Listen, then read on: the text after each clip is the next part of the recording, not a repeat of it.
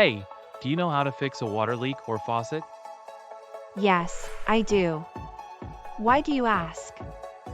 I have a leaky faucet at home, and I don't know how to fix it. Can you help me? Sure, I can help you. But first, you need to have the right tools for the job. Let me show you 7 essential tools for repairing water leaks and faucets. Great, let's get started. The first tool you need is a basin wrench.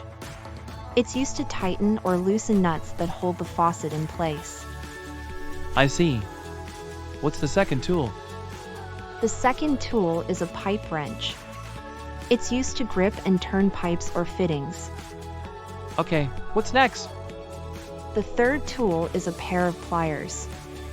They are used to grip, twist, or cut wires, bolts, or nuts. I have those. What's the fourth tool? The fourth tool is a Teflon tape.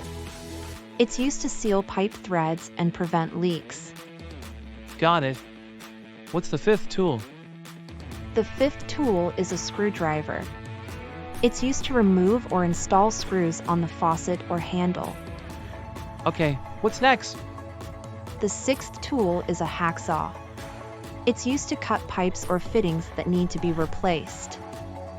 I see. What's the last tool? The last tool is a bucket. It's used to catch water that may leak or spill during the repair process. Wow, those are some useful tools. Thanks for showing me. You're welcome. Remember, having the right tools for the job can save you time, money, and effort.